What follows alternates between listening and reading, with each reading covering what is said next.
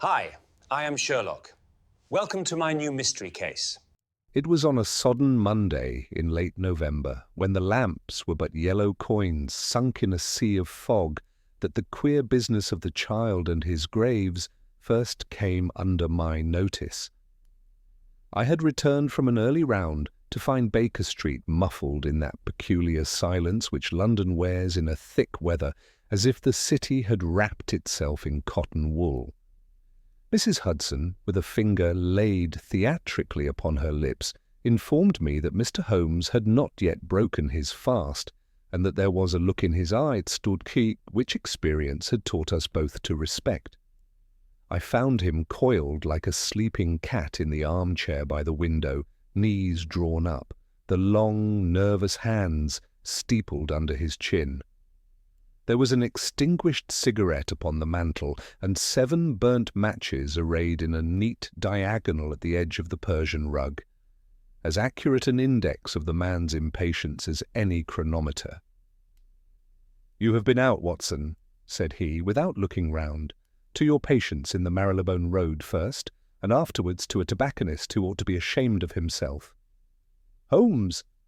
"The mud declares the former. The scent of stale Latakia condemns the latter. Pray ring for coffee. We shall have company before it cools." No sooner had I obeyed than there came a brisk rap upon the door, followed by a more tentative tapping, as if a bolder knuckle had been stayed by a timid one. Mrs. Hudson ushered in 2 figures whose contrast would have piqued even a less observant eye than my companion's. A woman of 35, perhaps, wrapped in a plain, rain-darkened cloak, her bonnet askew with haste and anxiety. And at her side a boy of 8 or 9, narrow as a reed, with an old-fashioned pallor and eyes too large for his pinched face. He held, clutched in both small hands, a boxed slate such as is given to school-children, and a roll of paper secured by string. "Mr. Sherlock Holmes?" the woman asked, already halfway to tears. "I am Miss Lydia Hart. I am governess to Sir Peregrine Wither's ward. I beg you, if you have any pity, pray help us." Holmes rose with a suppleness which belied his lounging attitude, and bowed her to the fire. I took the child's damp cloak and set him in the other chair, though he did not seem to feel the warmth. His gaze was fixed somewhere that was not in our rooms at all. "You have chosen an hour that promises interest, Miss Hart," said Holmes. "Take your time. A fact hurried is a truth marred." "The boy," she whispered, as if the syllables themselves might break him. "The boy draws graves." Holmes' eyelids flickered. "Indeed?"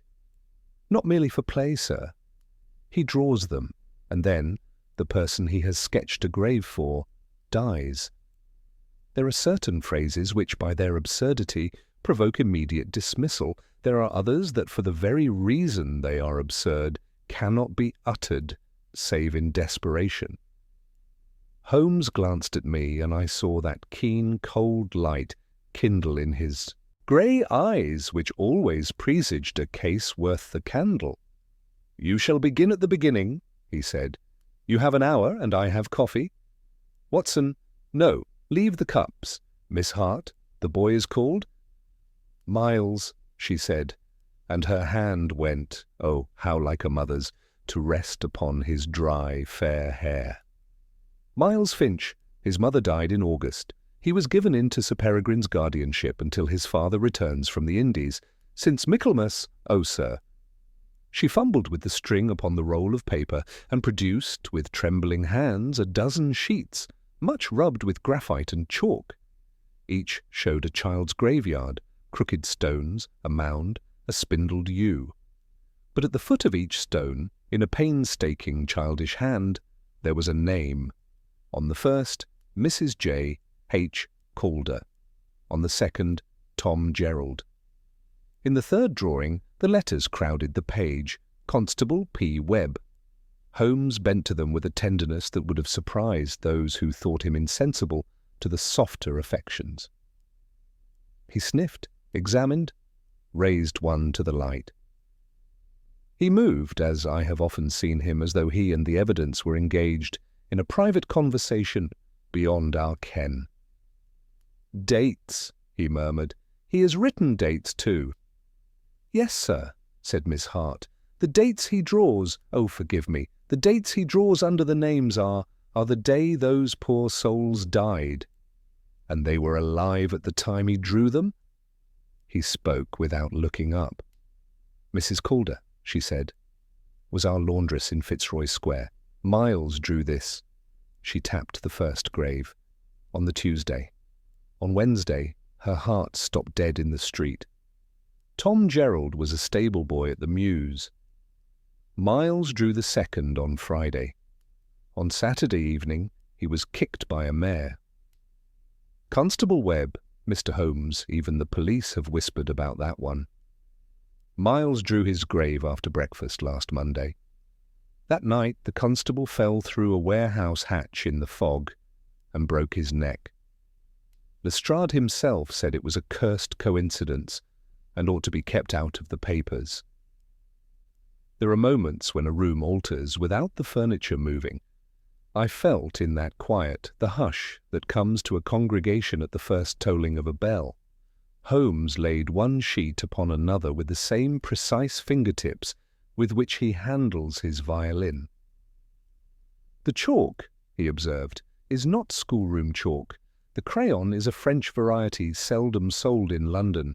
The grit under my nail suggests limestone fillers. The paper is from a stationer in the Strand. Note the faint watermark.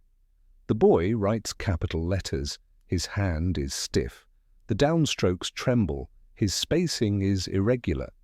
His fingers have been chafed by cold, and he is left-handed. Your ward sleeps in a north room with a poorly mended window, and he is not permitted the fire after 8. Miss Hart coloured. Whether from surprise or culpability, I could not say. "Sir Peregrine has economy in his habits, and a mania for them," Holmes concluded. "Pray do not mistake me. I judge facts, not character. Miles, is it?" He crouched. Yes, crouched, that austere scholar, to bring his eyes level with the boy's. Miles Finch. His voice was not the one he used to startle villains or confound baronets. It was the voice which sometimes came out unawares when he spoke to street children or to Watson's little patients. "You drew these. Will you show me how you do it?" The child did not answer. He did not shake his head nor nod. His eyes, which were a queer washed grey, slid to the boxed slate he still hugged. Holmes extended his hand and waited. By degrees, like a snail from its shell, the slate was given. Holmes opened it. On one side was the scrawl of any schoolroom sum. On the other was a fresh scene, the sketch so faint that it might have been made with the ghost of a pencil. I saw the outline of a heavy stone, a more elaborate monument than the others, with an urn on its top and a wreath chiselled upon the face. Beneath, in larger letters than before, the name had been begun, Sir P. Miss Hart gave a little cry and clapped her gloved hand to her mouth. "Oh, sir, I did not know he had done another. Sir Peregrine, he is not ill. He is most robust. This is madness, wickedness." Holmes's gaze did not flicker. He did not debate coincidence nor soothe her with platitudes. He only raised the slate to the light and regarded the tiny graphite grains as if they were the filings by which one may read a magnet's field. "When did he begin this?" he asked. "This morning, before breakfast. He would not sit, he would not say grace, he would only draw. I tore it away twice. He began again." Holmes' hands made a little steeple. Outside our window the fog pressed its face like a curious child. Sir Peregrine Withers was no ordinary gentleman. Even I, who do not pretend to Holmes' precise knowledge of the city's subtle hierarchy, had read his name. He had held for many years a place at the Home Office, and though his rank might have been described as permanent secretary rather than minister. The neatness with which certain acts had been shepherded through Parliament had, I was informed, owed not a little to his pen. If such a man were to be the next subject of this ghastly prophecy? "Where is Sir Peregrine now?" Holmes asked, as if he had plucked the thought from me. "At his house in Portland Place. He is to dine tonight with the Bishop of St. Albans, he and 2 others. He laughs at me," she said, a sob breaking from her. "He says I indulge an hysterical fancy, and that if the boy's slate says Sir Peregrine will die upon Monday, then the boy's slate can be made to say he shall live until Tuesday, for spite of it. He is a hard man, Mr. Holmes, but he is the last friend Miles has, if anything." Holmes took the poker, and with an absent-mindedness that in him equalled profound concentration, tapped the coal. The fire burst into a small, victorious flame. "Lestrade has been to you?" he inquired. "He has been to Sir Peregrine," she said. "He said there would be a scandal if the matter were aired, and that if the boy were found to have any taste for mischief, he should be sent away to school, and that would be an end of it. But Mrs. Calder, Tom Gerald, Constable Webb, how am I to believe it is all mere devilment?" "You are not required to believe," said Holmes, "only to observe." He set the slate down with extraordinary care and turned that keen profile of his upon me. "Watson, put on your heavy coat. Miss Hart, you and Miles shall take a cab with us. I propose to look upon Sir Peregrine's house before the lamps are lit." "Now?" I exclaimed. "Holmes, the fog—" "Will be of more service to us than to any gentleman dining with bishops tonight." He glanced at Miles again. "There is this further question, Miss Hart. Did the boy ever draw a grave that did not afterwards prove to be for a person who died?" She looked away. "Once," she said. "He drew one with no name. There was only a date." Holmes's eyes, which had been serene, narrowed. "And the date?" "It was the day after tomorrow," she whispered. Holmes stood very still. I saw in that instant why men of every rank grow uneasy under his gaze. It is because you feel the air move as if something invisible were drawing breath. "Then we have 2 days or less," said he. "Come, Watson, let us go and look upon the living before we are constrained to study the dead." The cab carried us like a blind beetle through the clotted lanes of Marylebone, nosing by inches where the lamps made pale halos in the fog. Holmes, with the child upon his knee, and Miss Hart opposite, had the look of a man playing 2 games, one with the board in view, the other against an unseen opponent. Portland Place loomed at last. Sir Peregrine's house was but a number among numbers, yet Holmes indicated it before Miss Hart named it. "The fanlight," he murmured as we alighted. "Dust disturbed at the highest panes. Someone lately reached up to remove something." We were admitted by a butler with a face like an unopened ledger. The hall, black and white marble, smelt of beeswax with a thread of carbolic. On the choir mat, 3 needles of yew lay so slight that any broom might have missed them. Holmes, setting down his stick, stooped and gathered the green splinters as though plucking lint. "Sir Peregrine is within?" Miss Hart asked, her fingers tight on Miles's. "Sir Peregrine is dressing, miss," said the butler. "He dines abroad." "With the bishop," Holmes observed. "We shall be brief." We were shown into a withdrawing-room while a message went up. Holmes brushed 2 fingers along the window sash and showed me the shine upon them. "Lamp black with tallow," he breathed, "from a dark lantern. Opened here within the week." Sir Peregrine entered with the breeziness of a gentleman who has found a draught and wishes no one to know it. "Miss Hart," he said, "you have set my house in movement for a child's nightmare. Mr. Holmes, your name is known to me. If I could have chosen the hour—" You would have chosen one that was not yours, Holmes returned. Time has chosen for us. May I see the rooms where the boy spends his mornings, and your study as well? There has been enough of this nonsense, he snapped. Miles, come here. The boy did not move. He stood by the hearth, gazing into the low blaze. Very well. 10 minutes, Wilkes. Show Mr. Holmes what he desires. Miss Hart, remain. Dr. Watson will tell me if the child's health is sound. Holmes was gone on the butler's heels. I examined Miles. He was undernourished and overwaked, the pulse quick, the fingers chafed. No fever. When I asked whether he dreamed the graves before he drew them, he made no answer, but lifted his left hand behind his back, as if some silent schoolmaster had tapped it there. Holmes returned sooner than I expected. Your study, Sir Peregrine? It was a chamber lined in calf, the neatness of a mine that files people as well as papers. On the mantel stood an engraving of a monument, an urn upon a plinth, a wreath in stone. Holmes's glance touched it and passed. He stood over the writing table without touching, like a man studying a chessboard. There lay stiff cream paper with a faint watermark from a Strand stationer. Beside it, a blotting book, gritty with sand.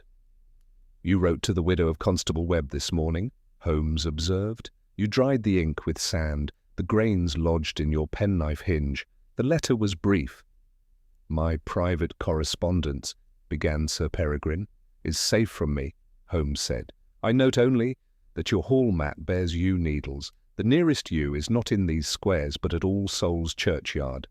Someone here has lately stood there, or received a caller who did. Half my servants go to church, he returned.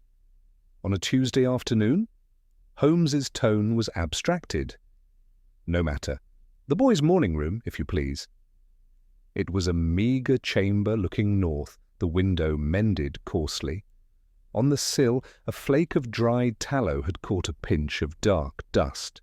Holmes opened the sash. A breath like a cold glove crept in. He leaned out, balanced as if gravity were a suggestion, and pinched away a thread. Green, tough. Florist's wire, he murmured. He pointed to a faint scuff on the outer coping. A light man, accustomed to height, narrow-waisted boot, toe turned. We descended. Sir Peregrine denied any nocturnal visitors. Holmes accepted the denial with the civility which in him signifies docketing rather than belief. In the hall he paused before the engraving. A family monument? Kensal Green, said Sir Peregrine shortly. My parents, Holmes's. I travelled from urn to wreath and back, not as a connoisseur but as a mechanic, noting the form of a tool. You will forgive me if I do not dine with you and the bishop, he said at last. I have an appointment with a wall. A wall? One outside the boy's window, Holmes replied. Watson, bring your heaviest cane, Miss Hart. Change nothing in the child's routine. If any gentleman calls to offer him better slate or crayons, treat the offer as a sacrament. I think we may catch a priest at his altar, if we are quiet enough. Sir Peregrine laughed with an effort. You are pleased to be mysterious, Mr. Holmes. I am seldom pleased, Holmes said. I am sometimes right. Good evening. Indeed. The fog lay thicker than before, its folds wrapping Portland Place as if the street were caught in a winding sheet. Holmes strode beside me in silence, his hat pulled low, the brim beaded with moisture. Behind us, the cab creaked slowly with Miss Hart, and the boy inside instructed by Holmes to wait at the corner until summoned. I could see by the stiff line of his shoulders that his mind was already entangled in those threads invisible to the rest of us, and I held my tongue until we reached the narrow mews which ran behind Sir Peregrine's house. There Holmes paused, producing his lantern, but shielding its beam with his long fingers. Observe, Watson, he whispered, stooping over the damp paving. Even in the poor light I could see a succession of narrow boot prints along the wall's base, the mud of their edges still sharp, betraying their freshness despite the mist. Holmes traced them with the delicacy of a pianist, then lifted his hand to the wall itself, where a faint scuff ran upward along the stone, as though some nimble intruder had lately scaled it. "The boot we marked in the coping above," he murmured. "Narrow-waisted, turned at the toe, the leather thin. Our visitor has been here twice, once in rain, once in dry. The second ascent coincides with the boy's latest drawing, I think." "Do you mean he has come to tamper with Miles directly?" I asked, lowering my voice. Holmes straightened, his lean figure blurred by the fog. "Not tamper, Watson, suggest. The imagination of a child is clay to such hands. Note the florist's wire I gathered. It is the gauge used for wreaths, and yet Sir Peregrine's household has not ordered flowers of late. I fancy our midnight climber prefers tokens of mourning to blossoms."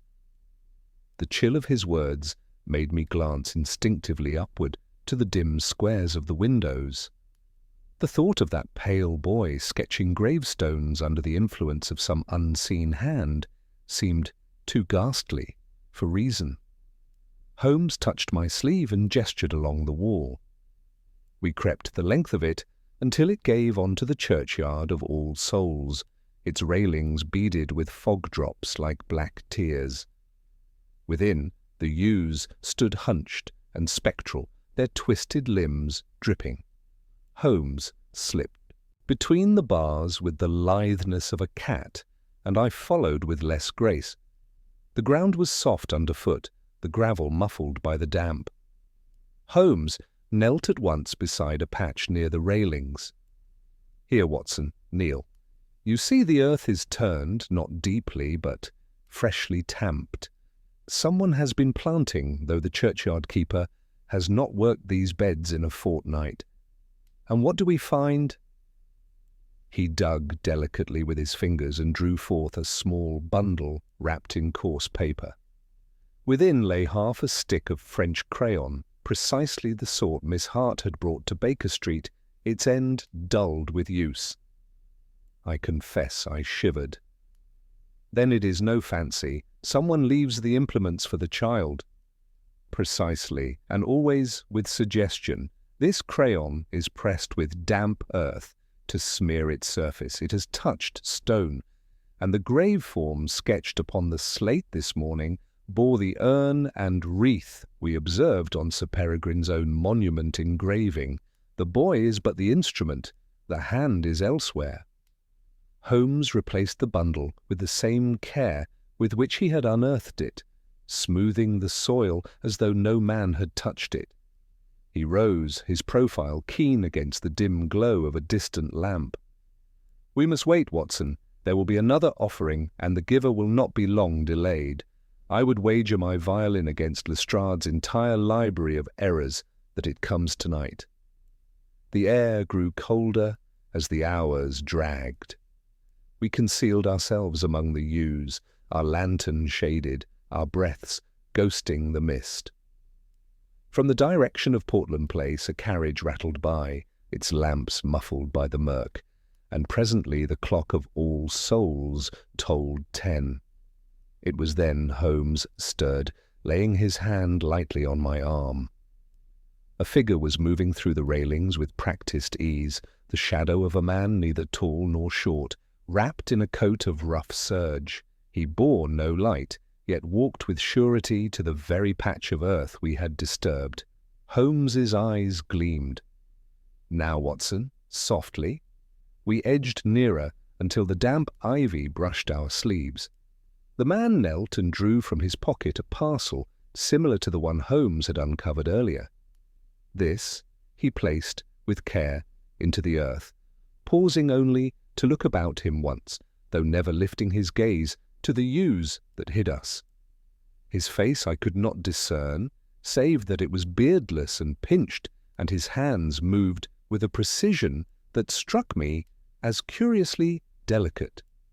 He pressed the earth back over his offering and made to withdraw, at which Holmes slipped from our cover with the swiftness of a striking hawk. The fellow started, but Holmes's hand was already upon his sleeve.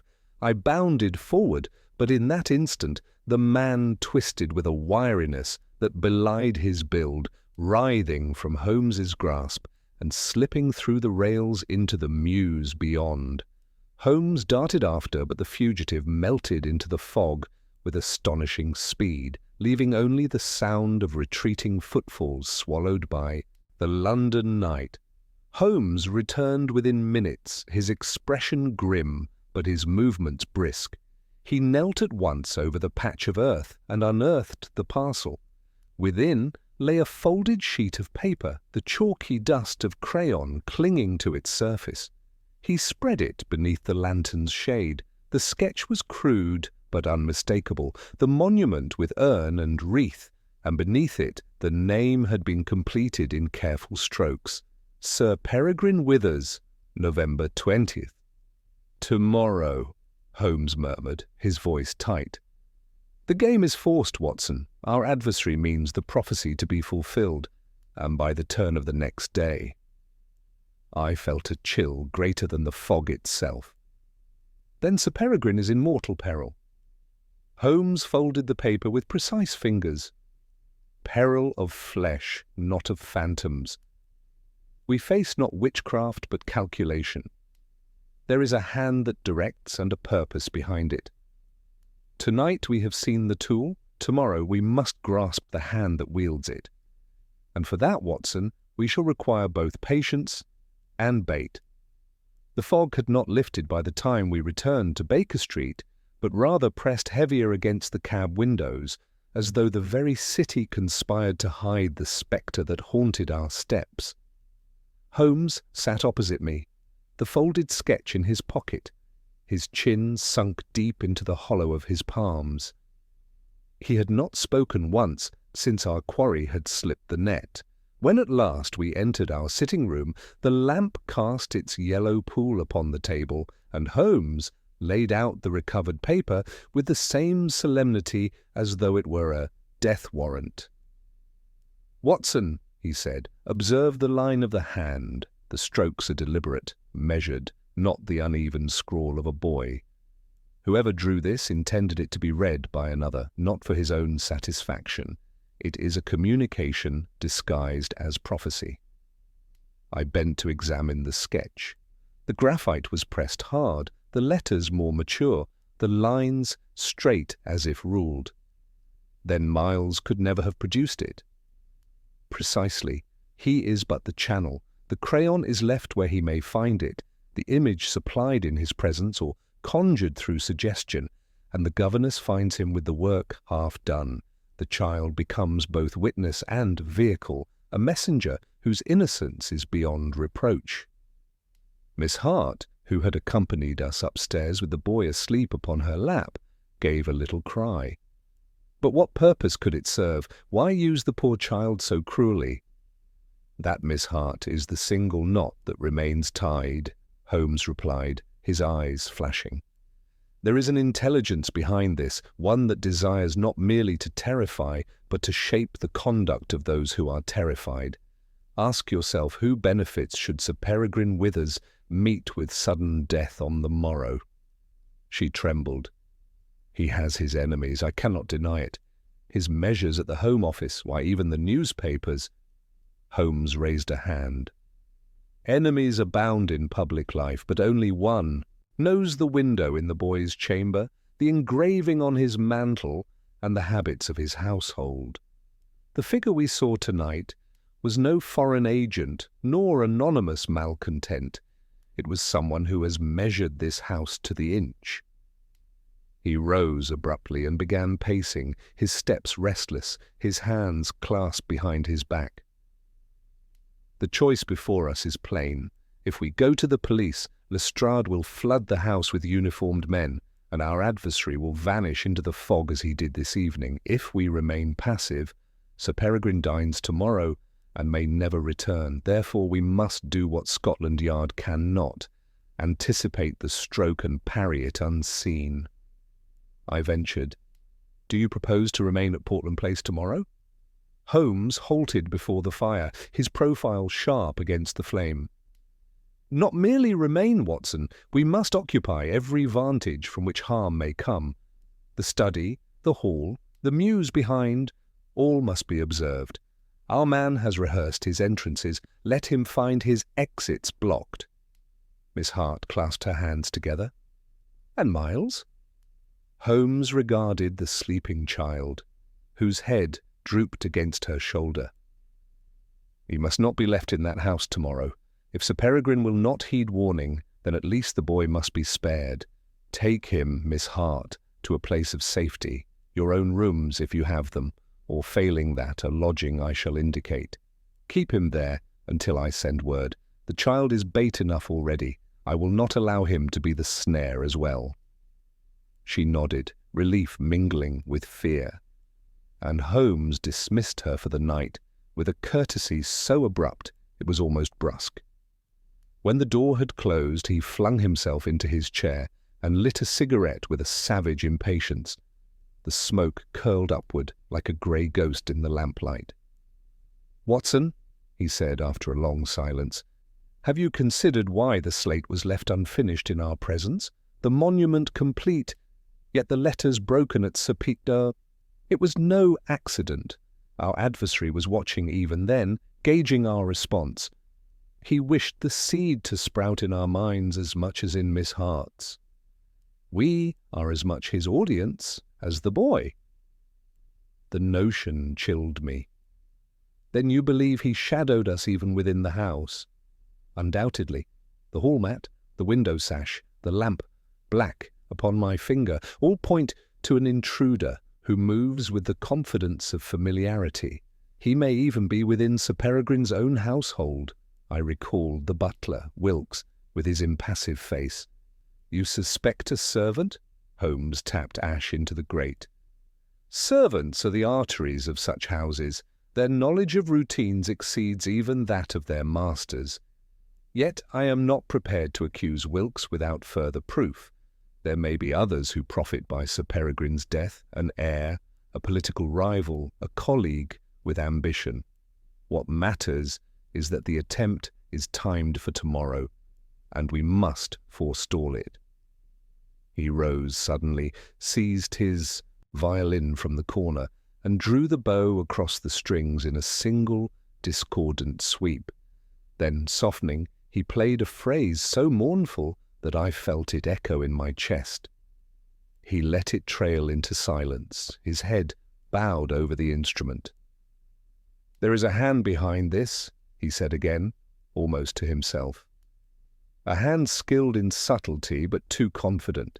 Tomorrow, Watson, that hand will show itself." The following morning broke raw and damp, the fog still lingering like a veil. Holmes, having slept but a few hours, was already dressed in his grey travelling suit. He pressed my revolver into my hand before we set out. "You will keep this close, Watson. We are not dealing with shadows, but with a mind willing to kill. Sir Peregrine must be guarded even against his own obstinacy." We found Portland Place astir with preparations for the evening's dinner.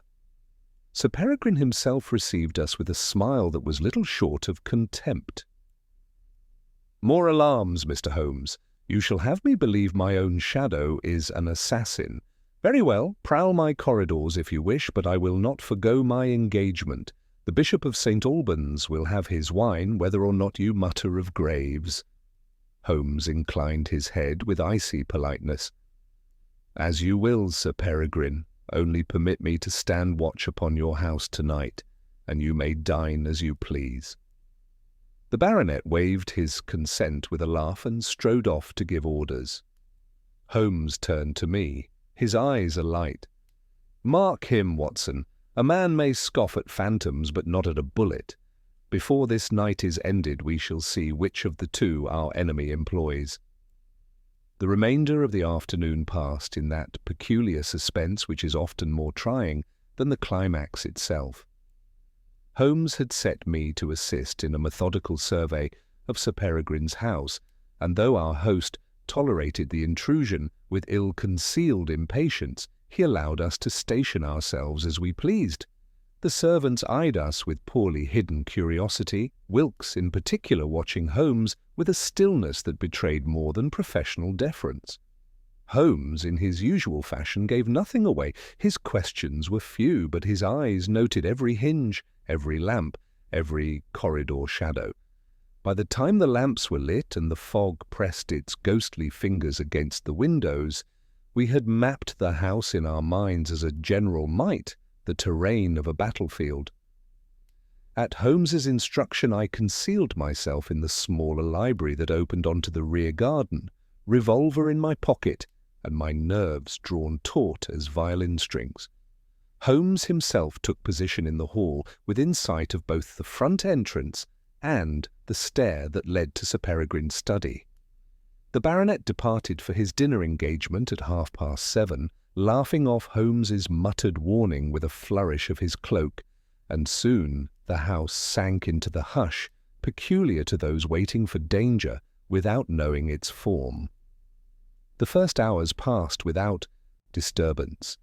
From time to time I heard the shuffle of Wilkes moving through the passages, or the faint clink of china from the kitchen where the maid prepared to serve her master's late return.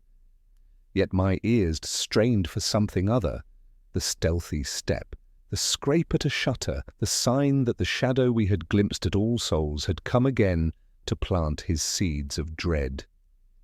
The minutes ticked slow as drops from a faulty tap. It was near 9 when the signal came. 3 soft raps upon the wall between the hall and the library, that peculiar rhythm of Holmes's nail which he and I had long since adopted as a code. I slipped from my post and found him standing stiffly by the great oak door, his face drawn into keen alertness. "Listen, Watson," he whispered. I held my breath, and after a moment, faint but distinct, I heard it, the scrape of metal against stone from the direction of the boys' chamber above. Holmes gestured upward, and we ascended the stair with silent tread. The landing was dimly lit by a single lamp, its wick turned low. From beyond the door of Miles's room came the faintest rustle, as though cloth brushed wood. Holmes laid his ear to the panel, then beckoned me back. With a swift movement he drew from his pocket a set of delicate keys and noiselessly turned the lock. He eased the door open a hand's breadth, and we peered inside. The sight was one to chill the stoutest heart.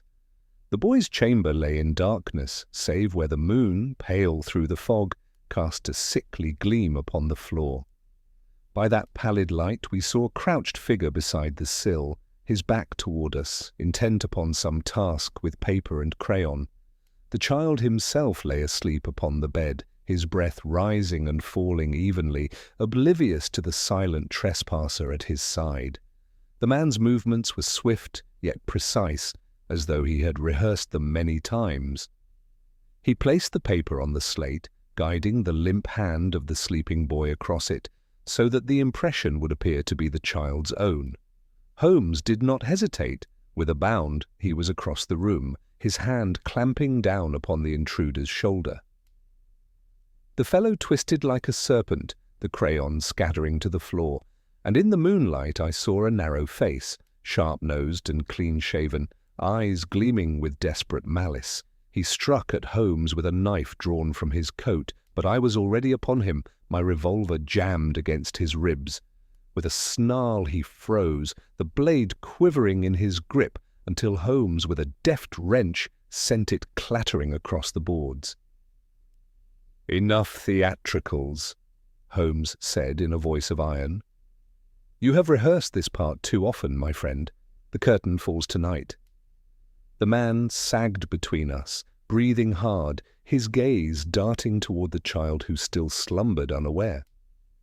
"You do not understand," he hissed. "It was not meant to be. He was never meant to know." Holmes's fingers tightened. "Spare me riddles. Your hand guided the boys, your parcels planted the crayons, You would clothe murder in superstition, and lay death at the feet of an innocent child. Speak, or by heaven I shall see you hang." The intruder's lips twisted in a sneer, but before he could frame reply, the door burst open and Wilkes the butler stood there, lantern in hand. For an instant his face was composed, then it darkened with recognition. "Yeah," he exclaimed, and his voice rang with fury.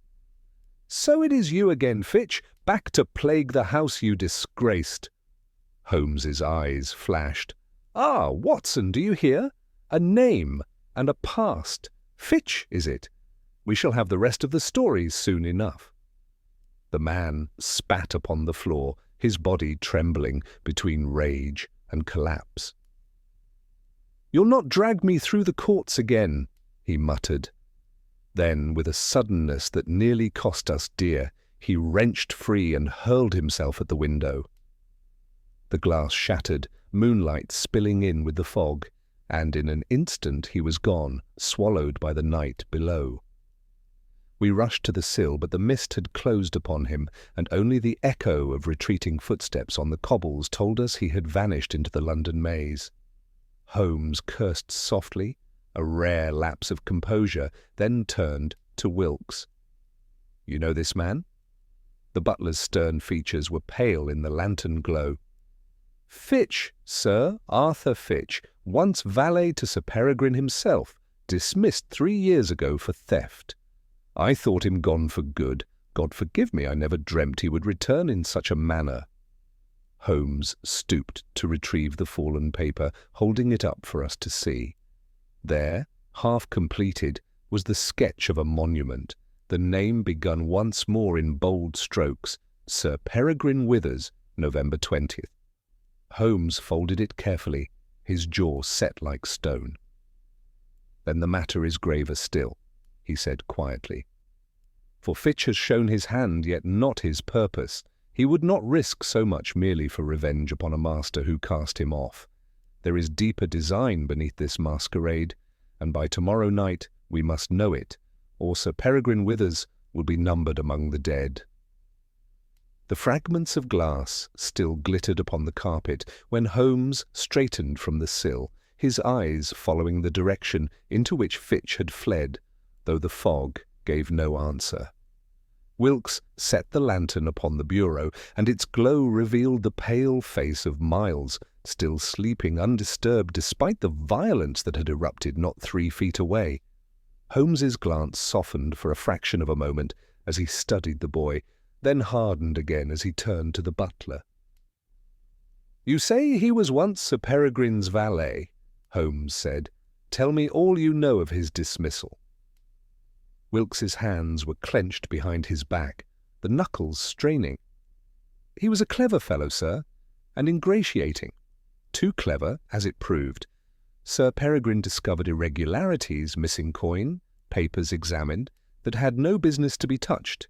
He was dismissed without references, and that was the last I saw of him, but he swore in his fury that Sir Peregrine would rue it." Holmes's nostrils flared as though he scented something elusive in the air. "And yet Fitch does not strike me as the architect of his own vengeance." "He is an instrument, Wilkes, not the conductor. No man of his precarious station could have procured those French crayons, nor known the precise engraving upon your master's mantle. Someone supplied the means and the instructions." The butler shifted uneasily. "You mean there is another?" "There is always another," Holmes replied grimly. He folded the half-finished drawing and slipped it into his breast pocket. "Watson, we must move swiftly. Fitch has played his role too openly. Tonight's failure will force his master's hand, and tomorrow will bring the final stroke." We withdrew from the child's room, leaving Wilkes to bar the shattered window. Holmes led me into the dim corridor, his step quick, his manner taut with suppressed urgency. "Do you mark the progression, Watson, each stage more daring than the last? First the planted sketches in the churchyard, then the nocturnal intrusion, and now the attempt in the very presence of the boy." our adversary grows reckless. It is not merely a death he intends, but a spectacle. The prophecy must appear to ripen of itself, and Sir Peregrine must be convinced to ignore warning until it is too late. I felt the chill of foreboding settle upon me. Then he intends murder disguised as fate. Exactly. A man like Sir Peregrine, proud of reason, would scoff until the moment the grave itself swallows him. That is the perfection of the scheme. Holmes's eyes glittered with an icy fire. But let us not grant him his triumph. We must discover who gains by the baronet's death. There lies the true answer. The following morning brought little comfort. Sir Peregrine returned from his dinner engagement in high spirits, unimpressed by Holmes's report of the night's events. He waved it aside with brusque laughter. An intruder? A dismissed servant. Then have him arrested. But do not prattle to me of phantoms scribbling graves. I have business before me, and tonight I shall attend to it as planned. Holmes bowed with such exaggerated politeness that I knew his patience was sorely tested. As we left Portland Place, he muttered low enough that only I could hear, "He marches willingly into the pit, Watson, and it remains for us to place a net beneath it." We spent the better part of the day in pursuit of Fitch, but London swallowed him whole. Holmes had sent discreet inquiries to Lestrade, and word came back by messenger at noon. No trace of the man in any lodging, no whisper among the underworld. Holmes received the note with a grim nod. He is hidden where Scotland Yard will never think to look, under the very hand that employs him. His disappearance is as deliberate as his appearances. No, Watson, our net must be spread elsewhere. That elsewhere proved to be the Home Office itself. By mid-afternoon we were seated in a dingy chamber off Whitehall, Holmes producing letters and reports with the air of a conjurer. Observe, Watson, Sir Peregrine has spent the past year obstructing a particular bill regarding the distribution of certain colonial contracts.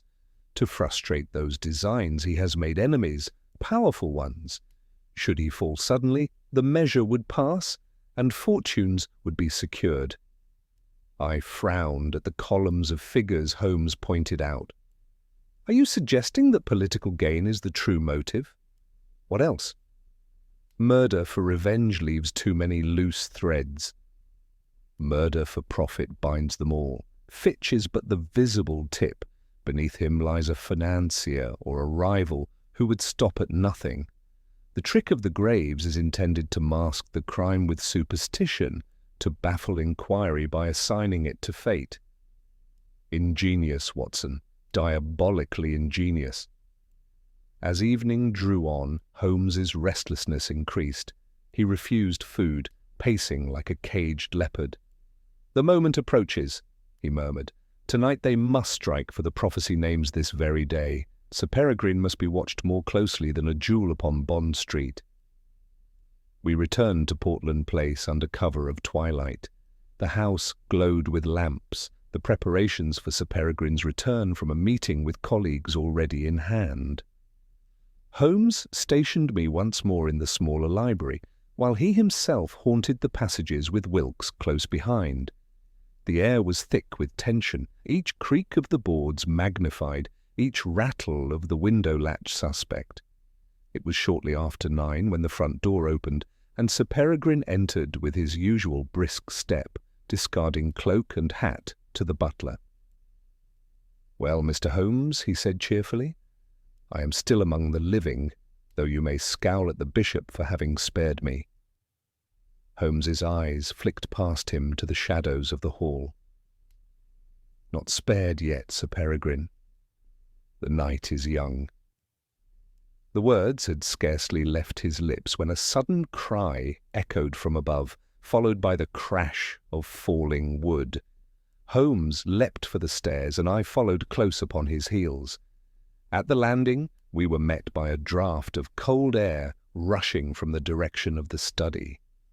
Inside, the great window gaped wide, its casement swinging in the night wind. Upon the carpet lay a candle overturned, its flame extinguished in a pool of wax. And on the desk, plain in the lamplight, was a folded sheet of paper. Holmes snatched it up. The sketch was finished now, bold and final. The same monument, the urn and wreath, and beneath it the name inscribed in heavy capitals, Sir Peregrine Withers, dated this very night. A silence fell heavy as lead. Holmes's hand trembled just once, then steadied. "The hour has come, Watson," he said. "Our adversary is within these very walls, and before dawn either Sir Peregrine will lie in his grave, or we shall seize the hand that has drawn it." Holmes stood at the desk, the paper trembling between his fingers, though his voice, when it came, was level as steel. "There is no longer doubt, Watson. The hand that draws these graves is not in the fog outside, but in the heart of this house. Whoever placed this here had knowledge of Sir Peregrine's habits, of his absence this evening, and of the precise moment to strike terror upon his return. We are in the lair itself, and the spider stirs." Sir Peregrine, who had followed us up the stair, gave a short laugh, though it sounded hollow in that still chamber. "Another childish trick, Holmes. You grow fanciful. A sheet of paper left upon my desk. Do you call that murder?" Holmes wheeled upon him, his eyes blazing. "Murder written in advance is no less deadly than murder done. Sir, if you persist in treating this as a jest, you may wake tomorrow in no condition to laugh." The baronet's smile faltered. He looked uneasily about the room, then rang for Wilkes, who appeared with his usual impassive demeanour. Holmes handed him the paper. "Lock this in a drawer and let none touch it until I demand it. Now, Sir Peregrine, you will do precisely as I instruct. You will not remain in this study tonight. You will take your place in the dining room, where the lamps are bright and the doors under our watch, and you will not be alone for a moment." "I do not submit easily to commands, Mr. Holmes," the baronet muttered. "Submit, then, to survival," Holmes shot back. He turned on his heel and beckoned me from the room. In the corridor his voice dropped. "It is narrowing, Watson. Fitch may be the visible hand, but another guides him. This house is honeycombed with opportunities, shadows for a knife, casements for a fall, wine that may be doctored in a careless instant. We must keep watch in every quarter. I have arranged with Wilkes to double the lamps and set the servants moving in pairs. Darkness and solitude are the allies of our foe." We descended to the dining room, where Sir Peregrine seated himself with a dignity that seemed strained, as though he were playing a part. He sipped his wine with ostentatious calm, but his hand betrayed a slight tremor. Holmes, leaning against the mantel with arms folded, observed every motion with hawk-like vigilance.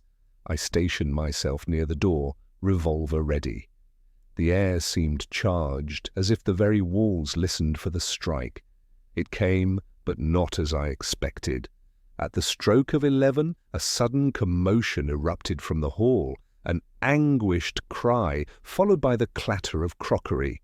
Holmes sprang forward, and we rushed out to find the maid crouched in terror beside a shattered tray. At her feet lay a bottle of claret, its glass broken, the red liquid staining the tiles like blood. Holmes bent instantly, his nostrils flaring at the sharp odour. "Do not touch it!" he cried. He dipped a fingertip into the spill and raised it to his tongue, then spat it out with a grimace. "As I thought. Bitter almonds, Watson. Cyanide, enough to fell a man with a single draught." Sir Peregrine, who had followed us, turned ashen. "Poison! Here! In my own wine?" "Placed not an hour ago," Holmes said coldly. "The tray was meant for your table. Another moment, and you would have raised that glass in toast to your own epitaph." The baronet swayed, and for the first time The full horror of the plot seemed to strike him. He sank into a chair, burying his face in his hands. Good God, someone in this house means to kill me. Holmes laid a hand upon his shoulder, his voice taut but not unkind. Now at last you see the truth. But knowledge is our ally. The attempt has been made and failed. The assassin grows desperate. That is when mistakes are born. He turned to Wilkes, who had stood frozen at the scene.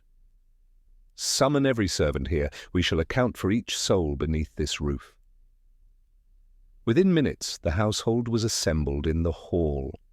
The pale maid still trembling, the cook with her apron stained, the footman staring wide-eyed, and Wilkes himself as rigid as a sentry. Holmes's gaze swept them all, cold and precise. "Tonight," he declared, "an intruder entered this house or one within betrayed it. Poison was set upon the tray, yet the tray bore the marks of no stranger's hand. Either Fitch has stolen within these walls again, or one among you is his accomplice. I shall know which before this night is ended." The silence was so deep that I could hear the ticking of the clock upon the landing. Sir Peregrine lifted his head, his eyes burning. "By heaven, Mr. Holmes, you shall have every liberty. Ferret them out, hang them if you must. I will not sleep until this pestilence is ended." Holmes inclined his head slightly, but his eyes never left the line of servants. At last he spoke. "You will all remain together, under watch, until I give leave. Watson, keep your revolver ready. I shall examine the pantry and cellar. If Fitch entered here tonight, he left his trace." I followed him down the narrow stairs, the air growing damp with the scent of stone and earth. In the cellar, Holmes lit his lantern and moved with the certainty of one reading an open book. He knelt beside the wine rack, his fingers brushing the dust upon the bottles. Presently he drew one forth and held it beneath the light. A small puncture marred the cork, no larger than a pinhead. He sniffed at it, and his eyes gleamed. "A syringe," he murmured. "Our friend Fitch, or whoever directs him, carries a phial of death and injects it with a surgeon's skill. But note, Watson, the dust here is disturbed, and the footprint upon the stone is recent. Narrow sole, toe turned outward, the same we saw upon the coping." I felt a thrill of grim recognition. "Then Fitch has been here again?" "Yes, and under the nose of the household, which means he has aid. Someone unlocked a door or looked the other way. Someone in this house plays host to the assassin." Holmes extinguished the lantern with a decisive gesture. "Come, Watson, we shall not confront them yet. Let them think the plot still hidden. I mean to spring the trap at the moment they least expect."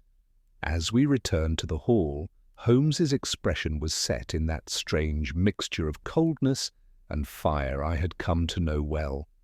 The servants shifted uneasily under his gaze, and Sir Peregrine clutched at his chair as though he felt the grave yawning at his feet.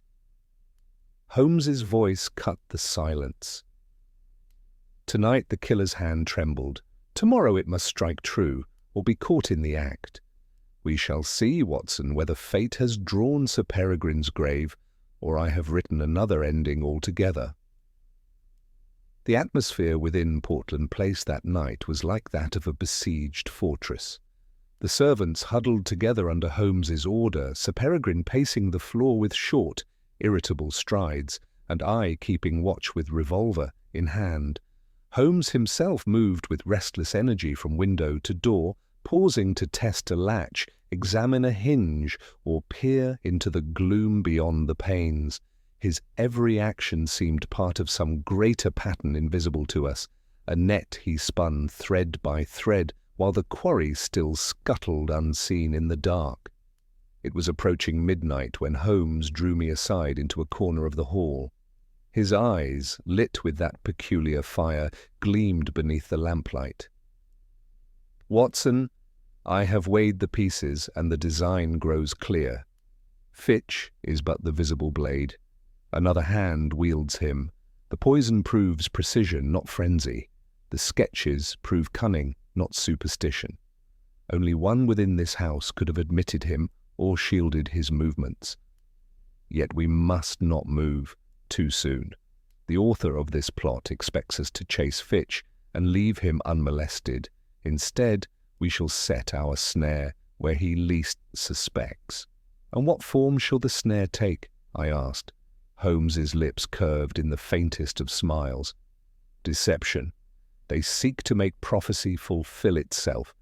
Then let us give them a prophecy of our own. Before I could press him further, the great clock on the landing struck 12. The servants, wearied and pale, stirred uneasily. Sir Peregrine muttered about retiring, but Holmes forbade it. "Sleep is your enemy tonight, sir. If you would live beyond the dawn, you shall remain where eyes can see you." The baronet, though bristling, complied. At length Holmes instructed Wilkes to fetch blankets for the servants and dismissed the maid and cook to the library under my watch. He bade the footman remain in the dining-room, while Wilkes himself stayed in the hall. Holmes himself chose a chair near Sir Peregrine and feigned ease, though I knew his every nerve was taut. The hours dragged like lead. Once or twice a board creaked above, and each time Holmes raised a finger for silence. But no, intruder revealed himself. At 4 o'clock, when the night is darkest and men's courage lowest, a faint sound stirred the stillness, a scratching at the window in the dining-room. Holmes was on his feet at once, finger pressed to his lips.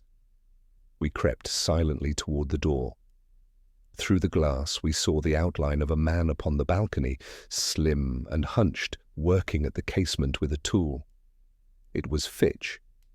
His pale face was ghostly in the moonlight as he eased the latch. Holmes did not spring. Instead, he motioned us back, allowing the fellow to slip inside with the stealth of a cat. Fitch moved straight to the table, where a decanter of wine and glasses stood from earlier. From his coat, he drew the slender syringe, filled it swiftly from a tiny phial, and bent over the decanter. At that instant, Holmes's voice rang out, sharp as a whip. "Enough, Fitch! The play is over." The man whirled, the syringe falling with a tinkle to the floor. For a moment he crouched like a rat at bay, his eyes darting from Holmes to me, to Wilkes behind us. Then with a snarl he flung himself toward the window. I fired, but the shot went wide, splintering the frame. Holmes leapt forward and seized him by the collar. There was a furious struggle, Fitch clawing like a madman, until Wilkes pinned his arms and wrenched him back. At last he sagged, panting, his face grey with defeat. Holmes's gaze was colder than I had ever seen it. "You would poison your master's wine a second time and call it fate written on a child's slate. You have played your part well, Fitch, but the hand that pays you remains hidden." "Who is it?" Fitch's lips twisted. "I'll not speak." "Then you shall hang in silence," Holmes retorted. He turned to Wilkes. "Take him to the cellar, bind him securely. He shall have his interview with Lestrade by daylight." When the man had been dragged away, Sir Peregrine breathed heavily, his hands shaking despite his effort at composure. "You have saved me twice in one night, Holmes, but who sets this hound upon me?" Holmes's eyes narrowed, and I saw the calculation behind them. "That, Sir Peregrine, is the final move. Fitch is reckless, yet obedient. He is directed by one with knowledge of your house, your habits, your very mantelpiece engraving. We must ask, who stands to gain most from your death this very week? The answer is within your circle, not without." The baronet drew himself up. "You mean one of my colleagues? Impossible. They are men of honour." Holmes gave a dry laugh. "Honour is elastic when wealth or power are concerned. One of them employs Fitch, and one of them waits to profit when your voice is silenced. I have a suspicion, but I require proof. And proof, Watson, will come only if we allow the conspirator to act once more." His words filled me with dread. "You mean to use Sir Peregrine as bait?" "I mean to use his supposed fate as bait. They believe the prophecy decrees his death. Tonight, let us persuade them that it has been accomplished." His eyes gleamed with sudden triumph. "We shall announce to the household and beyond that Sir Peregrine Withers lies dead by poison. Then we shall watch to see who steps forward to grasp the prize too eagerly." Sir Peregrine bristled, but Holmes silenced him with an imperious gesture. "It is the only way, sir. You have trusted fate thus far. Trust me now. If we succeed, your enemies will betray themselves before dawn." The baronet stared at him a long moment, then gave a curt nod.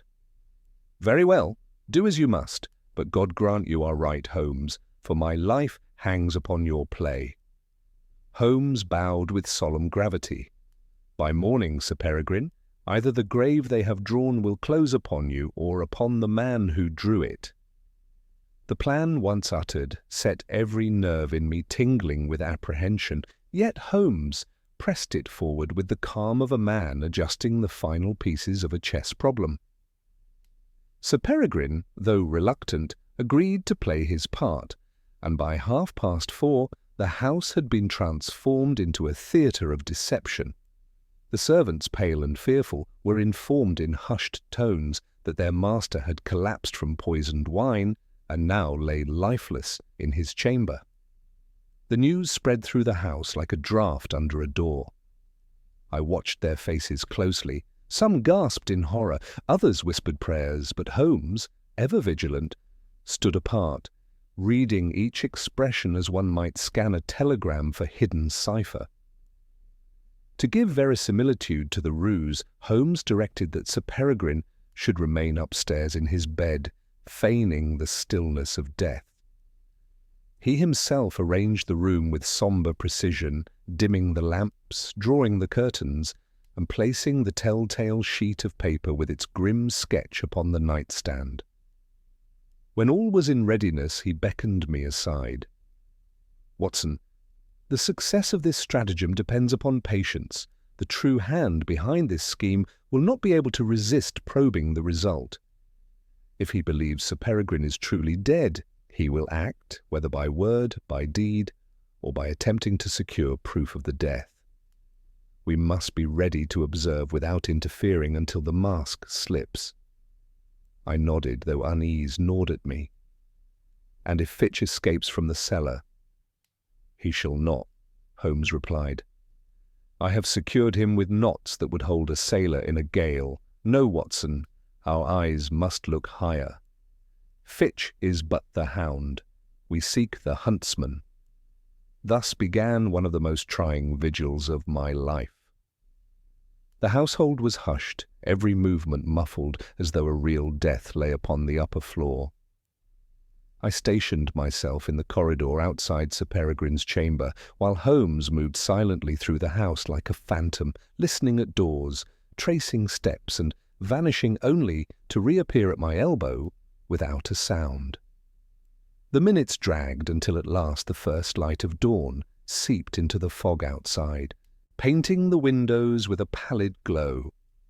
It was then that the moment we waited arrived. Wilkes, the butler, ascended the stair with careful tread, carrying a tray though none had been ordered.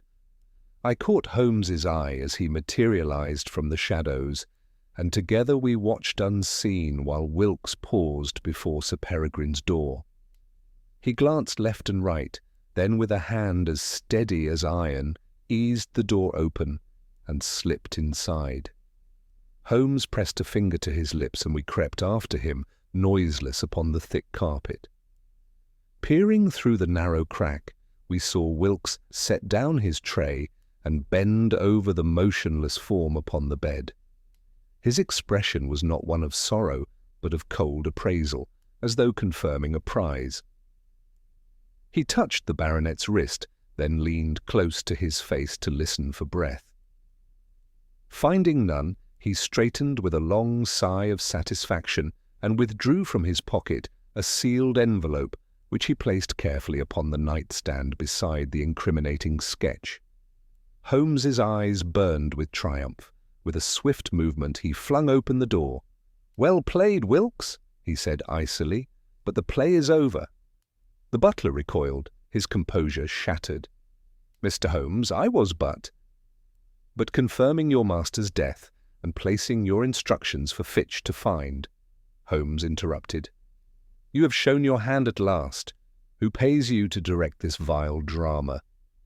For a moment, Wilkes stood frozen.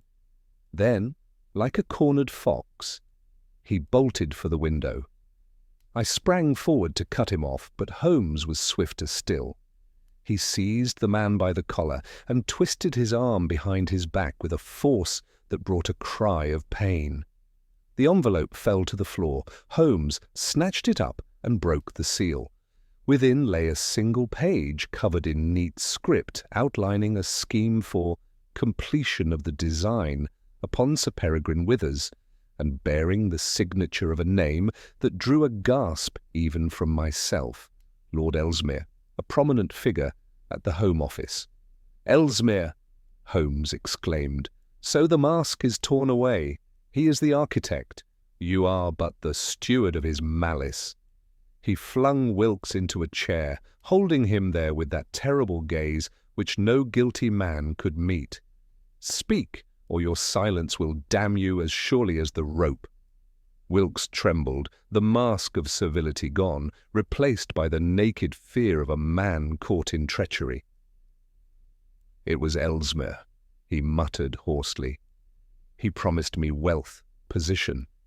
He said Sir Peregrine stood in his path, that if the old man lived the contracts would fail, fortunes would be lost. He bade me let Fitch into the house, provide the tools, and play my part as though unwilling. I never thought—" "You never thought the gallows might await you," Holmes finished coldly. "But the law will think for you, Wilkes. You shall answer for every stroke of crayon, every drop of poison, every terror sown in a child's mind." At that moment, Sir Peregrine himself sat up in bed, no longer feigning death. His face was white, but his voice rang with fury. "Ellesmere, the viper I trusted at my very table! Holmes, if you had not—" His words broke, and he sank back, overcome by the revelation. Holmes turned to me, his voice low but firm. "Watson, fetch Lestrade at once. He must come before Ellesmere is warned. With Wilkes's confession and this letter, we shall draw the net tight. Ellesmere may wield influence, but even influence cannot smother such evidence." I hurried to obey, my heart pounding with the urgency of the hour. Behind me I heard Holmes's steady tones as he marshalled his prisoner, his voice relentless as steel. "You thought to turn fate into a weapon, Wilkes, but fate has turned upon you. The grave you helped to draw will not hold Sir Peregrine, but it may yet hold you and the man who bought your loyalty." Thus the night's vigil ended, not with the prophecy fulfilled, but with the conspirator unmasked. Yet Holmes's eyes, when I returned from sending word to Scotland Yard, held not triumph alone, but a deeper fire. "The game is not finished, Watson," he murmured. "Wilkes is caught, but Ellesmere remains at liberty, and a man of his power will fight like a wolf at bay. We must be ready, for the final move has yet to be played." Daylight crept into Portland Place with a wan pallor, turning the fog a sickly yellow. The gas lamps sputtered and guttered out, leaving the house in a silence broken only by the restless pacing of Sir Peregrine and the occasional groan of Wilkes, who sat bound in a chair beneath Holmes's watchful eye. I had dispatched a message to Lestrade, and Holmes now awaited his arrival with that peculiar mixture of tension and calm that told me his mind was engaged upon a dozen calculations at once. Sir Peregrine, for all his outward bluster, looked years older than he had the previous day. He stared often at the incriminating letter lying upon the desk, like a serpent coiled in ink, as though unable to believe his trusted colleague's hand had penned it. At 7:30, a knock at the door heralded Lestrade himself, brisk and irritable from being roused at such an hour. His sharp eyes took in the scene, the bound butler, the letter, Holmes's grim expression, and he gave a low whistle. "So it's Wilkes, is it? And you've the proof as well? This will stir no little dust at the yard, Mr. Holmes." "Wilkes is but a spoke in the wheel," Holmes replied curtly. "The hub is Lord Ellesmere, whose signature you see upon that document. He conceived the plot, Wilkes enabled it, and Fitch executed it. 3 men, 3 roles, 1 design, the removal of Sir Peregrine Withers to clear the path for Ellesmere's gain." Lestrade scowled, turning the letter in his hand. "A bold charge. Ellesmere's a man of standing. He sits in cabinet committees, dines with ministers. You'll need more than 1 letter to bring him down." Holmes's eyes gleamed. "Indeed, which is why we shall obtain the rest before this day is out. Ellesmere believes his scheme succeeded. By now, word will have reached him that Sir Peregrine lies dead. That is the very illusion we must maintain until he betrays himself. We shall offer him the opportunity to claim his victory." Sir Peregrine bristled. "You would have me parade as a corpse, Holmes?" "You will remain secluded until I give leave," Holmes answered. "Watson and I will attend upon Ellesmere directly. Wilkes shall accompany Lestrade to Bow Street, where his testimony will be secured. Fitch must also be brought forth from the cellar. With those 2 in custody, Ellesmere's mask cannot long endure. But first we require him to show his hand, openly, irrevocably." By 9 o'clock Lestrade departed with his prisoners under heavy guard. Holmes and I, meanwhile, made our way through the murky streets to Whitehall. Holmes was in one of his rare moods of silence, his head bent, his long strides devouring the pavement. I knew better than to interrupt. At last, as we neared the great offices of government, he spoke in a low voice. "Ellesmere is cautious, but ambition makes men careless. He will come to Sir Peregrine's house today, Watson. Mark me. He will wish to see the corpse to assure himself that his designs are secure. We shall be ready to greet him." Holmes's prediction proved uncannily accurate. We returned to Portland Place shortly before noon, and had scarcely taken refreshment when the clatter of a carriage outside announced a visitor. From the window I saw the crest upon the door, Ellesmere's own. He descended with studied dignity, his features composed but his eyes flickering toward the house with a hunger that betrayed more than words. Holmes positioned himself behind the half-drawn curtains, motioning me to remain still. Sir Peregrine, according to the plan, lay hidden upstairs. The door opened, and Wilkes's temporary replacement admitted the nobleman. Lord Ellesmere entered the hall with the air of a man who had come to pay formal respects, his voice solemn, his gestures grave. Yet there was a sharpness to his glance as he spoke. A dreadful loss indeed. I came as soon as I heard." "Is it true? Sir Peregrine is gone?" Holmes stepped forward from the shadows, bowing slightly. "The report is accurate, my lord. Sir Peregrine was found lifeless last night, poison in his wine. A tragic end, though perhaps not unexpected." Ellesmere's composure held, but his lips twitched in what might have been satisfaction. "Ah, what a grievous blow to the office. Still, life must move forward. I trust his papers will be placed in secure hands?" "Indeed," Holmes replied smoothly. "The matter is already in train. Perhaps you would care to see them yourself, my lord. Sir Peregrine's study lies ready." Ellesmere hesitated, then inclined his head. "Yes, perhaps that would be best. There are sensitive documents, contracts, proposals, that must not be left unguarded. I shall ensure they are preserved for the good of the realm." Holmes led him toward the study, I following at a discreet distance. Inside, the blinds were drawn, and upon the desk lay a neat stack of papers that Holmes had arranged earlier. Ellesmere's eyes flicked over them avidly. He reached forward, his fingers trembling slightly as they touched the topmost sheet. "Yes," he murmured. "Yes, these must come with me. The work must not falter." It was then that Holmes's voice rang out, sharp and cold. "So, Lord Ellesmere, the mask slips at last. You come not to mourn, but to seize. These contracts are the fruit of your treachery, and your tools, Wilkes and Fitch, have already confessed." Ellesmere spun round, his face contorted with fury. "You dare accuse me? I came only to protect the office." "Spare me," Holmes cut him short. "Your letter lies in Lestrade's hands, your servant in chains, your assassin bound. You are caught, my lord, as surely as if the rope were already round your neck." For an instant I feared he might strike Holmes, so violent was his aspect.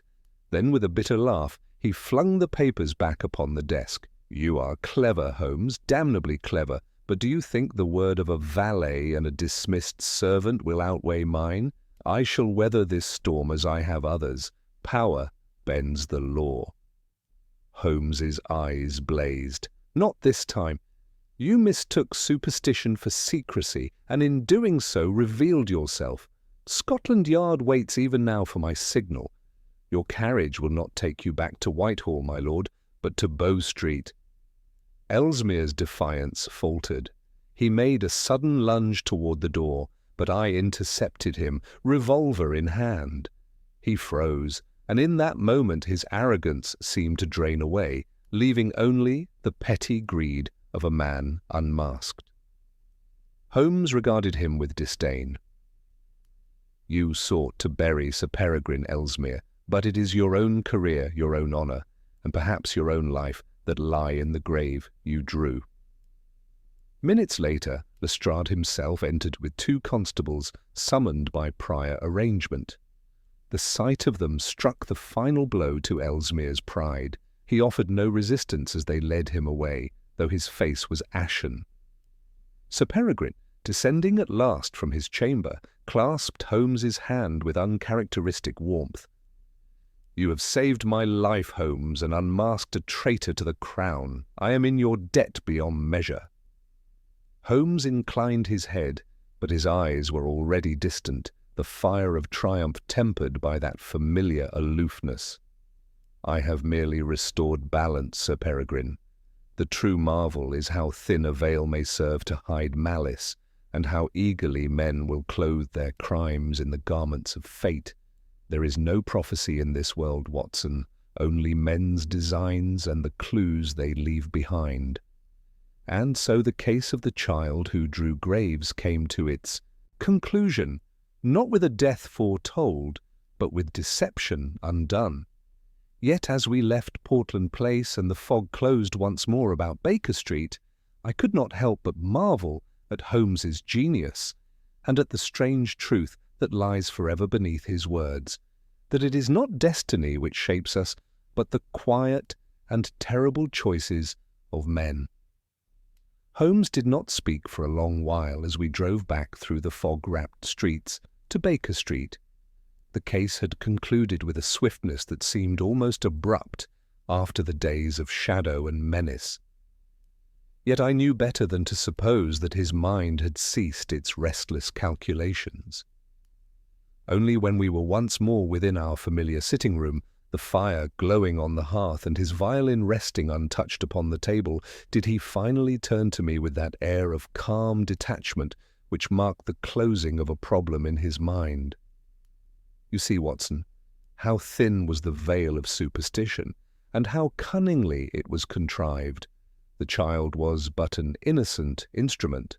Fitch supplied the drawings, Wilkes arranged the opportunities, and Ellesmere directed the whole as conductor of his orchestra of deceit. The graves were never prophecies, but suggestions planted with precision, each intended to align with a death contrived by human hand.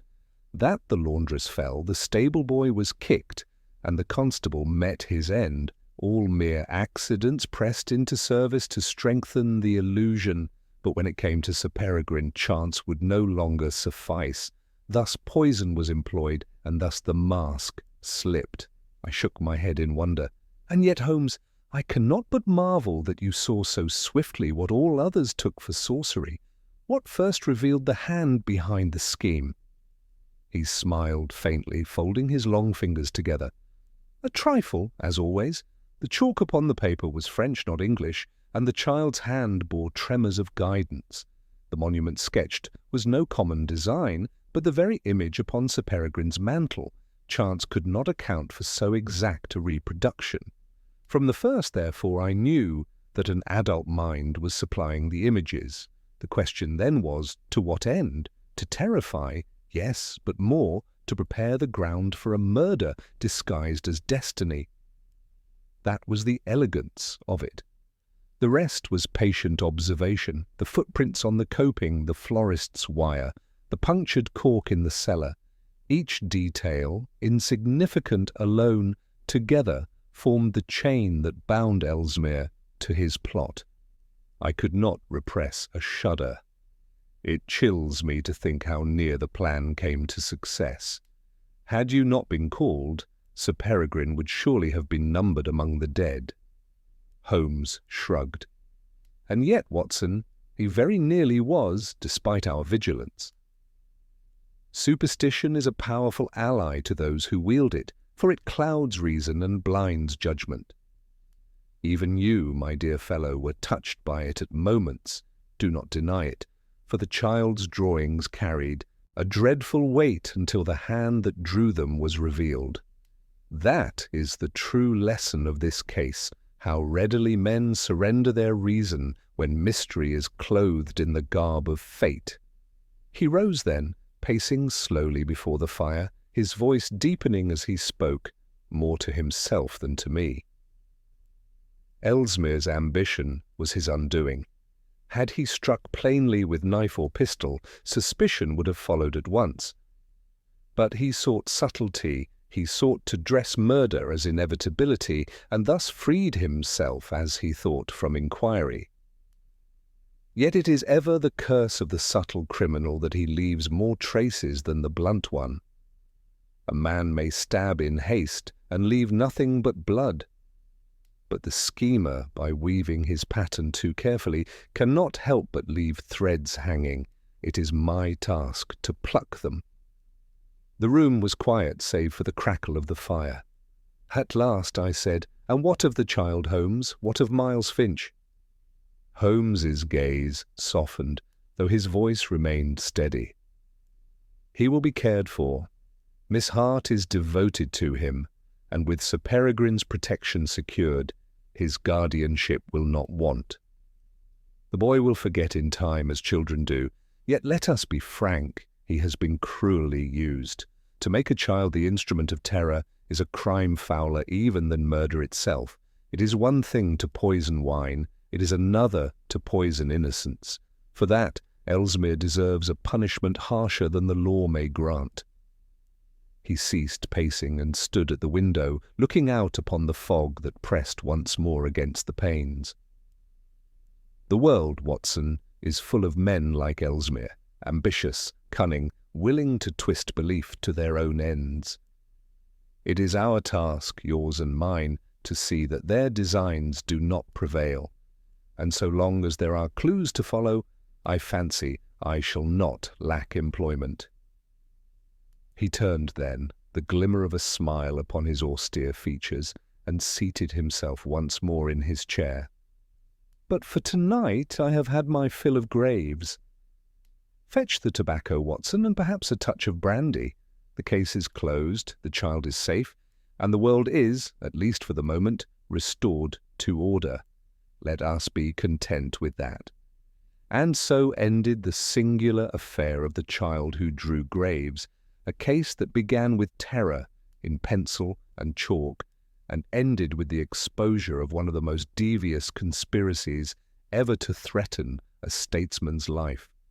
For my part, I cannot look upon a child's sketch without remembering those nights of fog and fear, nor upon Holmes's quiet smile, without hearing again his words, that fate is but a mask worn by human hands, and that beneath it reason will ever find the truth.